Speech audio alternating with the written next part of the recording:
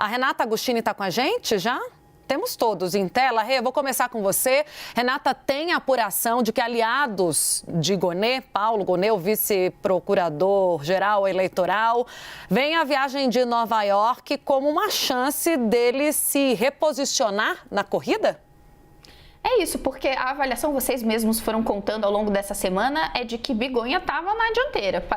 Essa semana foi muito definitiva para ele consolidar essa posição, né, de favoritismo. E aí, nesse sentido, contando que Lula vai até Nova York participar, inclusive, da Assembleia Geral da ONU com uma comitiva bastante pomposa, né, bastante, não só numerosa, mas com integrantes de peso do Congresso Nacional, tem gente ali que está olhando essa composição e falando, olha, esse é um palco que favorece Gonê, no sentido de que ele, sabemos, tem, por exemplo, gente como o ministro Gilmar Mendes, né, como um de seus, dos incentivadores, né, entusiastas da sua nomeação, tem nomes de peso no Congresso que estão dispostos a também advogar por ele, junto a Lula. Então, qual foi a avaliação? Os próximos dias vão ser cruciais. Se tem uma chance, é durante essa viagem, porque vai ter muita gente ali no pé do ouvido de Lula, às vésperas de um momento dessa decisão ser tomada. Os dois, como sabemos, nessa disputa se afunilou, os dois viraram os principais candidatos com Bigonha na frente. Então, eles estão olhando essa janela de oportunidade para que Lula, depois ali de vários argumentos sendo colocados para ele, na semana que vem possa digerir tudo e ele tem a chance de virar essa história, né?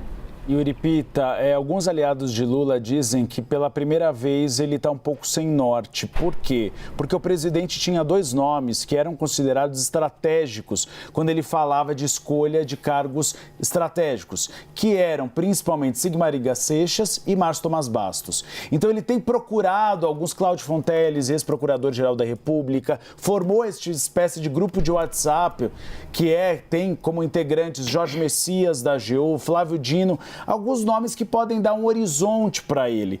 E aí me dizem isso, que ele tem ficado um pouco perdido nessa altura do campeonato e tem procurado algumas referências para tomar essa escolha. É importante você ter citado o ex-procurador-geral Cláudio Fonteles, Uribe, por dois aspectos. Primeiro de tudo, porque foi o primeiro nome que o Lula indicou quando o presidente da República, lá em 2003, primeiro procurador-geral da República que ele indicou, e Cláudio Fonteles é de uma ala histórica aí da Procuradoria-Geral da República, de fato mais ligada a causas progressistas, e ele inclusive foi um dos apoiadores de um movimento capitaneado, ou que teve um dos principais articuladores, um procurador da República daqui de São Paulo, Marlon Weichert, que se chama um movimento chamado Transforma MP, que buscou adesão, inclusive de integrantes dos Ministérios Públicos nos estados, para que essa discussão da Procuradoria-Geral da República, do novo PGR, não se restringisse a um nome, mas sim a uma mudança mais estrutural na forma como atua o Ministério Público Federal, inclusive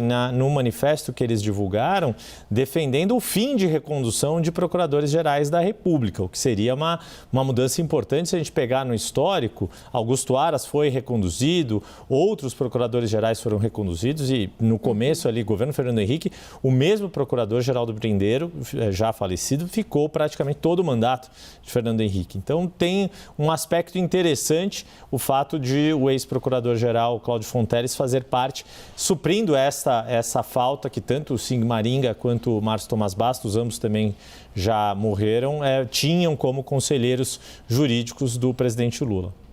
Pedro, para a gente fechar, deixo contigo. Se quiser falar do perfil, inclusive, porque é tão curioso, são perfis completamente distintos, o de Gonê e o de Bigonha.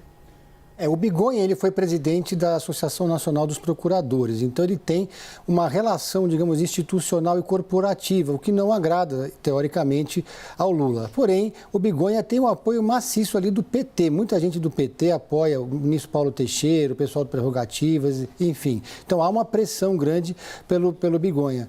Já o Gonê, ele tem uma relação com alguns ministros do STF, que também, segundo ali, aliados do presidente Lula, não agradaria muito ao presidente, mas são dois perfis que a bolsa de apostas ela varia muito, né? Tem hora que está mais para o Bigonha, tem hora que está mais para o Gonê.